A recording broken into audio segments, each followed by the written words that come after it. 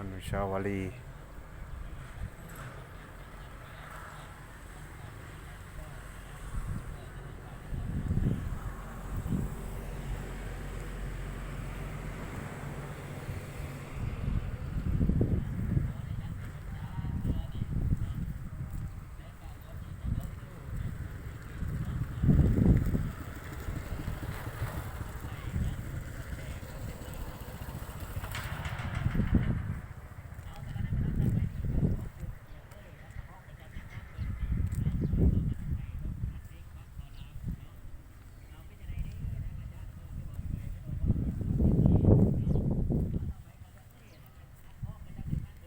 โอ้ร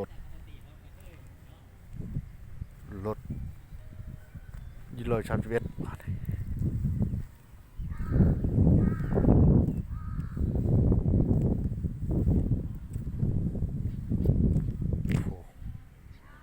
รถตั้งก็มีวะ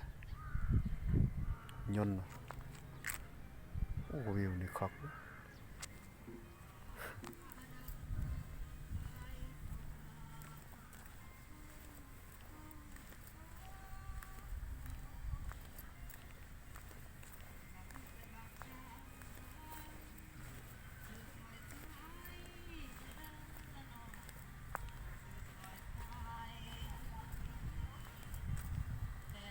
บ่มีทางออกท่าน